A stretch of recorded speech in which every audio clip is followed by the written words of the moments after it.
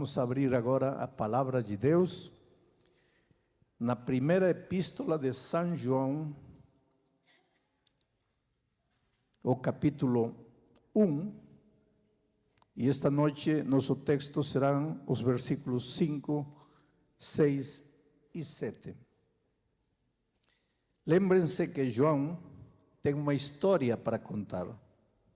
Lembrem-se que João era um homem difícil e um caráter difícil, um temperamento horrível. Eu já falei, para que fosse chamado do filho do trovão. Imaginem como era o temperamento de João. Era um rapaz que se metia em problemas constantemente. Ai daquele que fechasse ele na estrada. Ele ficava uma fera. Naqueles tempos não havia carro, não havia estrada. Mas ele ficava fera quando lhe faziam qualquer coisa, como hoje nós ficamos. Você sabe que o fato de você ser batizado, e eu estava falando isso para a Andressa, não quer dizer que você é perfeito.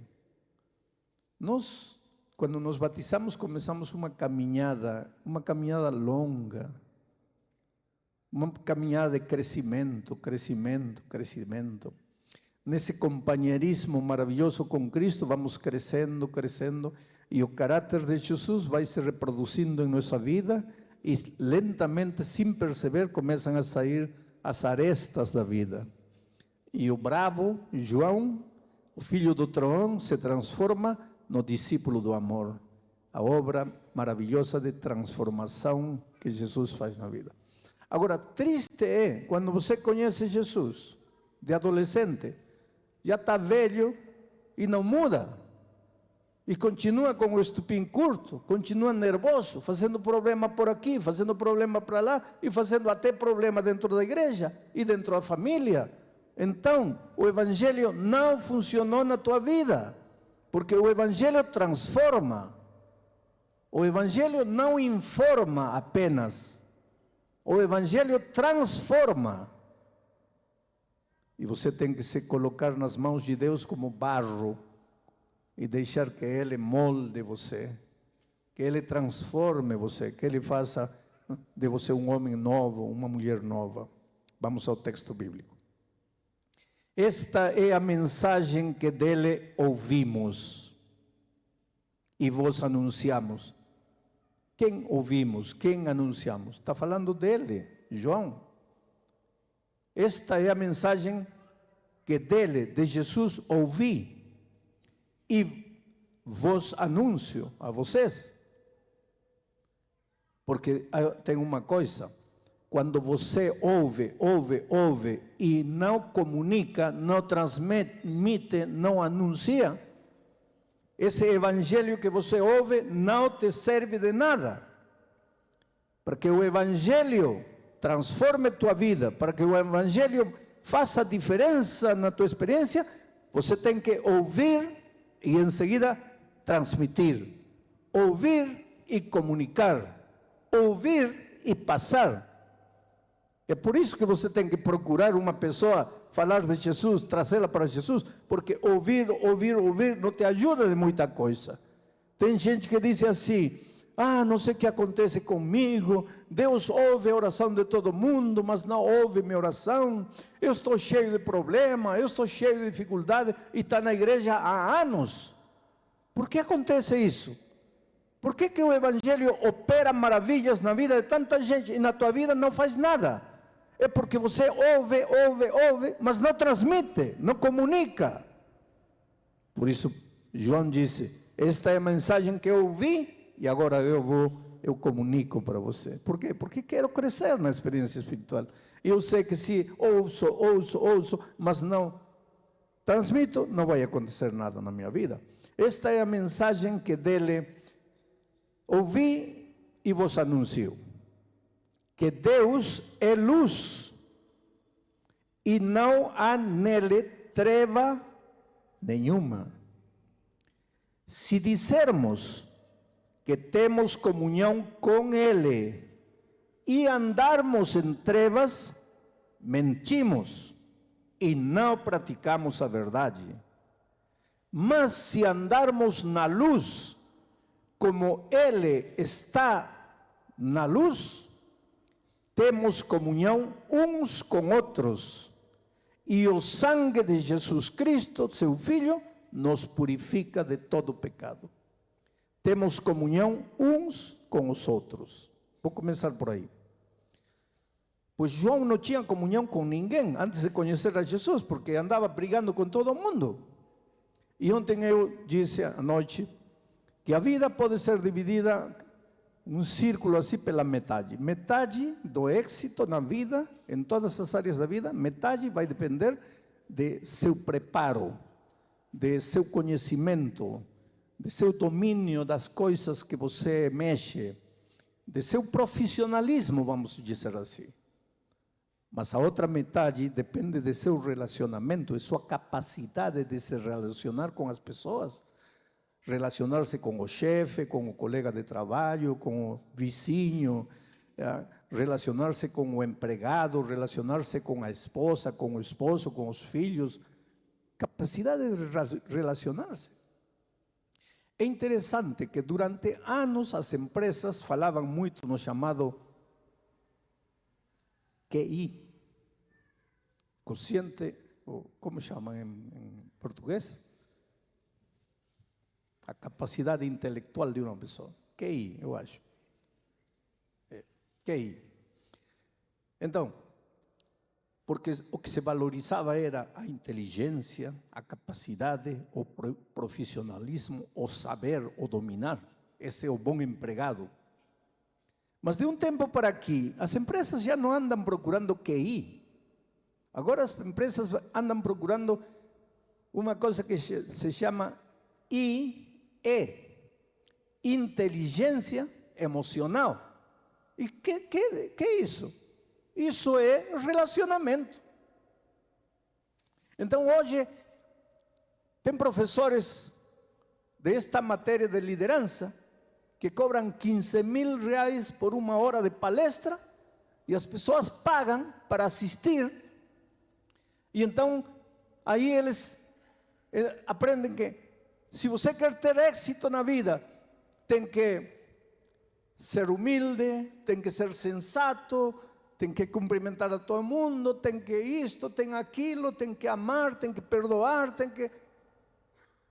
Agora, quando você chega na realidade, não consegue, porque sua cabeça conhece os conceitos, porém seu coração, seu temperamento, sua personalidade, sua maneira de ser, a fera que habita em você, não te deixa, não te domina.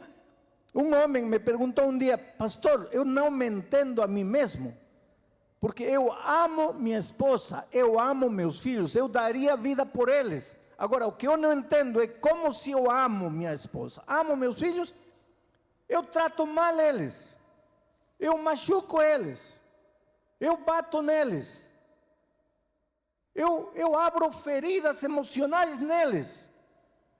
Eu daria vida por eles se alguém tentar fazer isso. E eu amo, e porque amando-os, faço o que faço. Aí está o problema. É que nós todos, desde que nascemos, trazemos um tigre dentro. Um tigre que aparece. E esse tigre só pode ser domado e anulado pela graça maravilhosa de Jesus, pelo poder do Evangelho. E aqui está a realidade do Evangelho. O Evangelho não é teoria, não é informação, não é saber a doutrina de cor, os versos para provar o que você acredita. Não. O Evangelho é tua vida transformada. Tua vida transformada. Esse poder que vem do Evangelho, eu não tenho como te explicar com palavras. Você vai ter que viver essa experiência para entender de que estou te falando. E João conhecia isso, porque o filho do trovão chegou a tornar-se discípulo do amor pelo poder do Evangelho. Agora João disse: eu quero contar para vocês o que aconteceu. Você tem que ter em conta uma coisa: Deus é luz. Com Deus as coisas são claras, tudo é transparente. Ele é a verdade, Ele é a luz. E quando tudo está iluminado, você se mexe, você mesmo que o púlpito é meio invisível, assim, eu vejo, eu evito, eu vou, porque está tudo iluminado. Mas se vai a luz e entram as trevas, fazemos o quê? Aí não sabemos para onde ir, aí não sabemos o que fazer. E quando está tudo em trevas, o que fazemos? Você bate aqui, cai, se machuca, cai, e aqui está uma criancinha, machuca a criança, e aqui está a esposa, você machuca a esposa, e como não vê nada, pisa aqui. É uma tragédia a vida nas trevas. Viver em trevas é viver em pecado. Viver na luz é viver em Cristo. Quando você está em Cristo, todo se ilumina em tua vida. Você sabe em quem confiar, em quem não confiar, porque está tudo iluminado. Você sabe qual é o caminho certo. Você sabe que decisão tomar. Você sabe que carreira fazer. Você sabe que coisa comprar. Você sabe para onde ir, porque está tudo iluminado. Jesus ilumina a tua vida. Ele te orienta, Ele te mostra o caminho. E apesar das dificuldades que você vai encontrar nesta vida, porque, querido, dificuldades não vão a faltar até o dia da volta de Cristo, você vai viver vitoriosamente. E é o que está acontecendo com Andressa, que acaba de se batizar. Antes de conhecer Jesus, estava o problema, mas ela estava em trevas, não via saída, se desesperava, se angustiava, chorava, se sentia sozinha. Encontrou Jesus, tudo se iluminou na vida.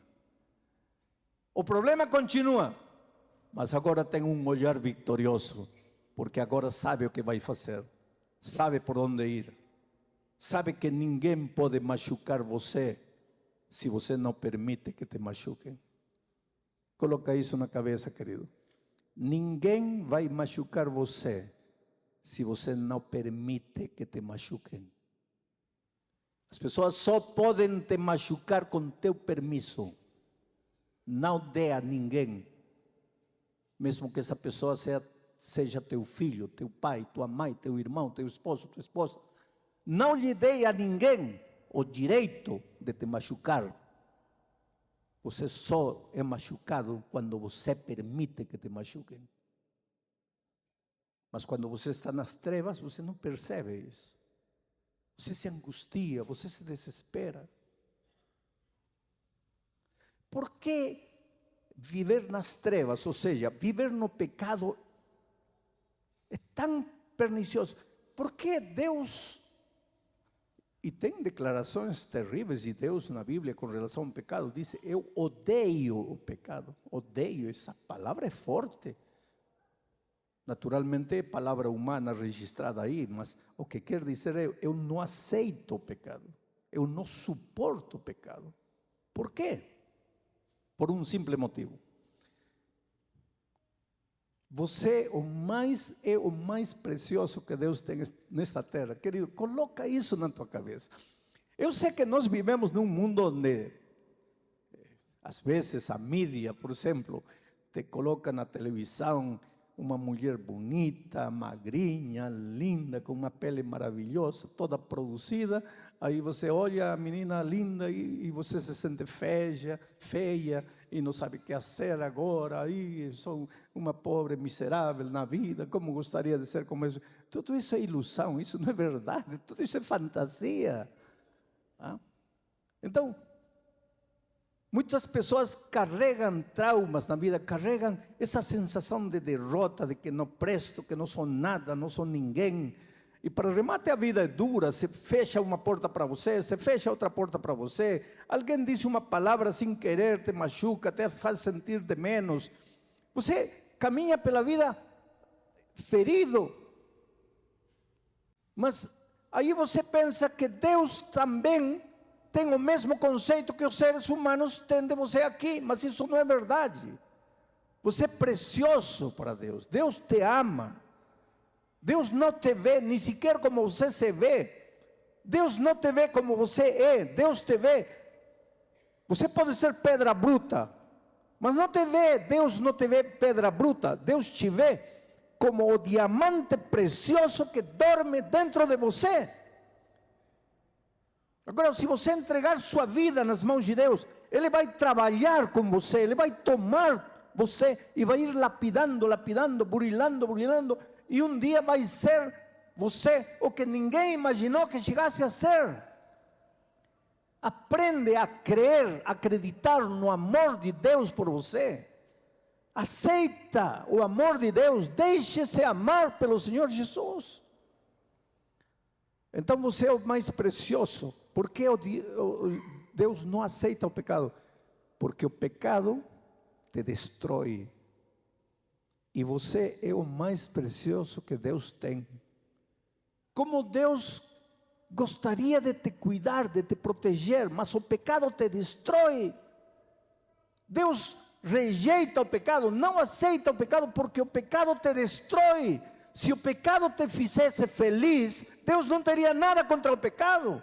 Mas o pecado te torna infeliz, destrói tua vida, destrói teus sonhos, te engana, te cheia de ilusões, te seduz, te faz acreditar que te vai ir bem. Você entra nas trevas sem perceber, e quando quer sair já não pode, não encontra porta, não encontra saída, não encontra janela, está perdido, está confundido, caminha para um lado, bate, caminha para o outro lado, cai e se desespera, e meu Deus, o que acontece? Para que vim ao mundo? O que estou fazendo aqui?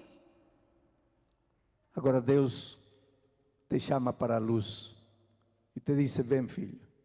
E de repente, quando entra você na luz, aí você percebe que você estava se afogando num copo de água. Você já ouviu essa expressão, afogar-se num copo de água? Oh, querido, afogue-se na lagoa, afogue-se no mar, afogue-se no rio, afogue-se na piscina, se você quiser, afogue-se na tina, mas num copo de água. Só que quando você está nas trevas, você toca um pouquinho de água e pensa que está no mar, porque está tudo escuro, porque você não enxerga, você sente um pouquinho de água e já se desespera. Quando você entra na luz, de repente vê que um pouquinho de água não passa de pouquinho de água, e você ri, e você diz: mas como estava desesperado? É porque você estava nas trevas, e agora está na luz. E agora Deus chama você e diz: filho, sai da luz, vem aqui, entregue-me sua vida. Vamos continuar lendo o texto. Esta é a mensagem que dele ouvimos e vos anunciamos, que Deus é luz e não há nele treva nenhuma. Agora, este verso 6 precisa ser analisado. Diz assim: se você diz que tem comunhão com Deus, mas está andando nas trevas, você está mentindo, não está praticando a verdade. E por que diz isto, João? Porque tem muita gente que diz que conheci o Evangelho, vivo em comunhão com Deus, mas anda em trevas, está no mundo das trevas. Então você está mentindo, não é verdade. Um cristão, ele vai saber tomar decisões, ele vai saber enxergar o caminho, porque está na luz. Quando você quebra a cabeça, porque às vezes não somos teimosos. Eu acho que já contei para você essa história, vou contar de novo. Um dia eu estava pregando numa cidade lá do Nordeste, Natal, e uma menina de 16 anos, linda, bonita. Todas as meninas de 16 anos são lindas, não? Mesmo sendo feias, são lindas, porque tem a beleza da juventude, pele bonita, olhos bonitos, cabelo, a beleza da juventude. Aliás, todas as etapas da vida têm sua beleza, não? Todas as etapas. Você pode ter 70 anos, tem a beleza de 70 anos. Não queira ter a beleza de 15 anos, porque aí vai se meter em problemas. corta por aqui, estica por aqui. Não, não, não. Assuma e seja feliz na beleza da sua idade. Porque você não vai ter a beleza de 20 anos. A beleza é 20 anos e 20 anos. Esta menina, pois era 16 anos, a beleza de 16 anos. E chega e diz: pastor, me dê um conselho. O que foi? Esta tarde estava comprando sapatos no shopping e meu namorado me bateu. Como bateu? Sim, me deu um par de tapas. Mas por quê? Porque eu estava comprando sapatos e escolhi um sapato e disse: vou comprar este. E ele disse: não vai levar esse.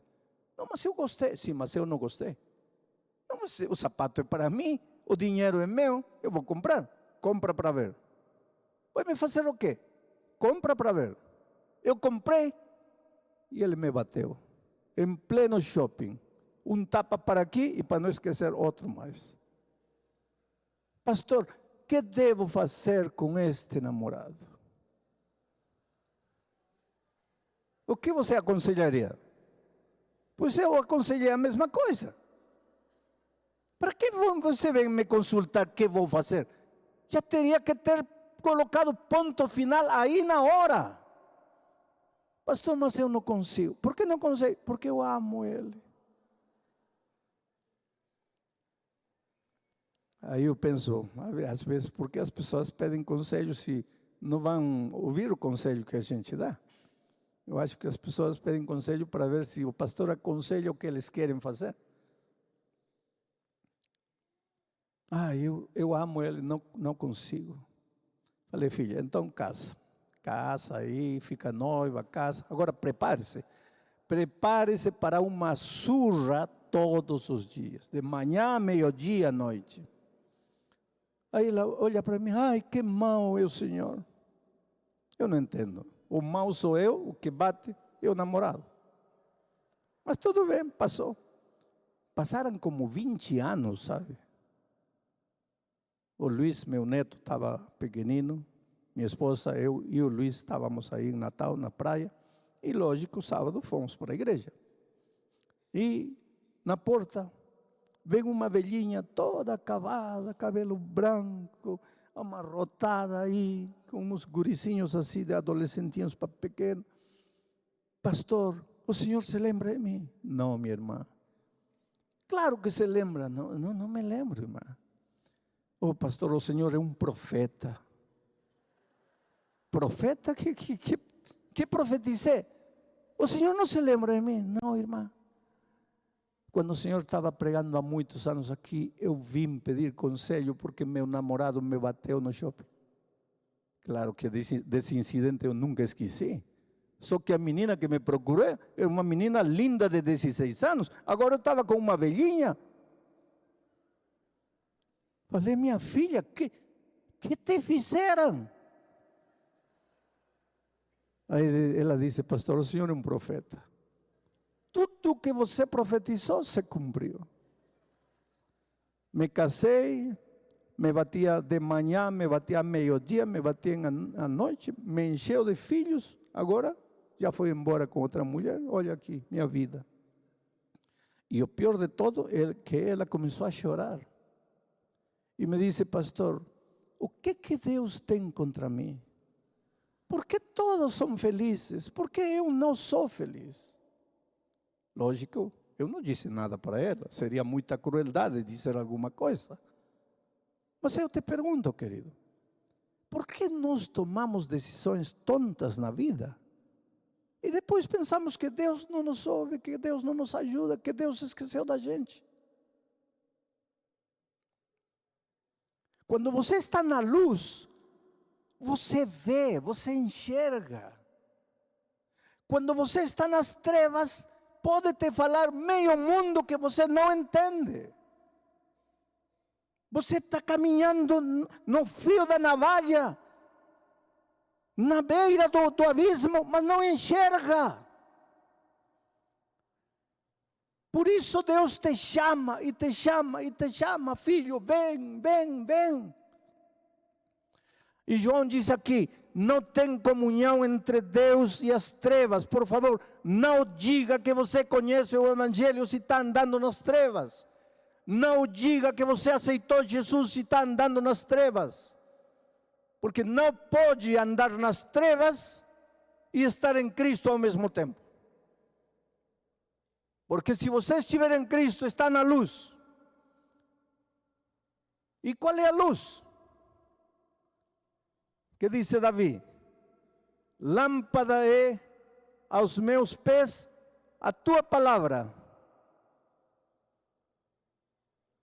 Aqui está a luz. Porque às vezes os cristãos somos muito místicos, não? Aí vamos onde Deus e dizemos assim: a ver, Senhor, me revela. Eu já tenho tanta experiência na vida e tantas experiências interessantes que são parecem mais piada que outra coisa. Porque um dia encontrei uma moça aí também, mais ou menos como esta outra, assim, vida destruída, acabada. E diz: o Senhor é o culpado. Por que se eu não te conheço? Porque um dia o Senhor pregou e eu tomei a decisão de dar minha vida, colocar minha vida sob o controle de Deus. E você por isso está sofrendo hoje? Não, pastor. Sim, me disse: sabe o que eu fiz aquela noite? Eu tinha 2 pretendentes. Um cristão, bom menino, lindas qualidades. O único problema era que era feinho. O outro, um galão, um pão. Só que ateu, maconheiro, não queria nada com Deus, não queria nada. E eu não sabia o que fazer. Minha cabeça me dizia: este é o esposo perfeito. E meu coração dizia: este. Aí o Senhor pregou. Aí eu disse: Deus, eu te entrego tudo, decide por mim. Vou dormir esta noite. E amanhã me levanto. E o primeiro dos 2 que aparecer vestindo camisa verde, eu saberei que tu estás mandando esse para mim. Adivinhem quem apareceu com camisa verde bendita no dia seguinte? O maconheiro, ateu. E casou-se. E hoje é infeliz. Esse que é o nosso problema. Às vezes nós somos místicos. Mas para que você quer camisa verde, camisa vermelha? De onde você tira isso? Se a palavra de Deus te diz: não se case com alguém que enxerga a vida diferente de você, por que você insiste em fazer isso? Por que você não procura alguém que enxerga a vida como você a enxerga? Com a mesma esperança, com o mesmo Cristo, com o mesmo Evangelho. Por que você procura alguém que não é da fé? Ah, mas está fazendo discriminação? Não. Deus não é Deus de discriminação. Deus ama todos os seres humanos. O que Deus quer é que você seja feliz. E querido, vivendo com uma pessoa com a mesma maneira de enxergar a vida que você, por mais amor que há, já é um caminho da vida toda que está cheio de pedir perdão, perdoar, aceitar, renunciar, se sacrificar, ceder. Como será com uma vida que não... Você crê em Deus, o outro não crê. Você crê na Bíblia, outro se ri da Bíblia. Você quer vir à igreja, outro não quer saber nada. Você cuida do seu corpo evitando álcool, outro a geladeira cheia de cerveja. Você cuida seus pulmões evitando o cigarro, o outro fumando no quarto. Como é que vai ser feliz? E onde está a discriminação? Não tem discriminação. Procure alguém que enxerga a vida como você. Mas nos metemos em problemas e depois sofremos. Mas que diz aqui Deus? Mesmo que você se tenha metido em problemas, o sangue de Jesus Cristo, seu Filho, nos purifica de todo pecado. O que quer dizer isso? Nos tira das trevas e nos leva de volta para a luz. Que palavras posso usar para convencer você de que Deus tem um plano para a sua vida? Outro dia eu encontrei, e eu acho que já contei isso para vocês, uma menina de uns 22 anos, vida destruída completamente. E ela me dizia: pastor, que plano Deus tem para a minha vida? O Senhor diz que Deus me ama. Como é que Deus me ama? Quando eu tinha 3 anos de idade, meus pais morreram num acidente de trânsito. Minha avó me recolheu para me criar. Quando eu tinha 9, 10 anos, minha avó morreu e fiquei sozinha no mundo. Aí uma vizinha da avó me recolheu. Nem tanto para me cuidar, mas para ficar com a casa da minha avó. Quando eu tinha 12 anos, o marido dessa vizinha entrou uma noite no meu quarto e me violou. Aí eu fugi de casa, 12 anos. Comecei a caminhar pela rua. Fui violada uma vez, fui violada outra vez, fui violada outra vez. Comecei a me prostituir. Para suportar a vida de prostituição, aprendi a beber, a me drogar. É a única maneira de resistir essa vida. Olhe para mim, pastor. Tenho 22 anos, mas olhe para mim. Estou destruída, acabada. Agora vem o Senhor e me diz que Deus me ama e que Deus tem um plano para a minha vida. Como quer que acredite nisso? Eu sei, querido. Eu sei que às vezes a vida bate, sabe? E bate feio. Eu sei que às vezes você fica sem saber onde pisar porque o chão todo treme. Quem sabe neste momento você está machucado em seu coração? Quem sabe neste momento você literalmente não sabe o que fazer? E agora vem a voz de Deus e diz: filho, vem. Vem para a luz. Aí você vai ver que talvez você está se afogando num copo de água. Aí você vai ver que talvez existe saída para o problema que você acha que não tem saída. Aí você vai ver que há uma janela. Aí vai ver que não todo está perdido. E eu te digo em nome de Deus esta noite: não todo está perdido para quem acredita em Jesus. O problema que você está vivendo pode te parecer o maior dos problemas. Não tem saída, não tem solução. Desde o ponto de vista humano, concordo que não. Mas Deus está por encima do ser humano, por encima de nossos cálculos, por encima de nossa lógica. Deus é Deus. Dá-lhe a Deus o direito de ser teu Deus. Apodera-te de suas promessas. Vem a Jesus, entrega-lhe teu coração. Deixa que Jesus faça por ti o que você não consegue fazer sozinho. Eu vou fazer um convite, e este convite não é para os membros batizados da igreja, porque um dia vocês já se levantaram e já foram à frente. Este convite é para você que ontem esteve, mas talvez não conseguiu se levantar. Ou para você que veio hoje por primeira vez, está ouvindo a palavra de Deus e quer dizer: Jesus, eu te entrego minha vida. Eu quero viver na luz. Eu não quero andar em trevas. Eu não quero errar o rumo. Eu quero tomar decisões sábias. Ajuda-me, ilumina minha mente, ilumina meu coração.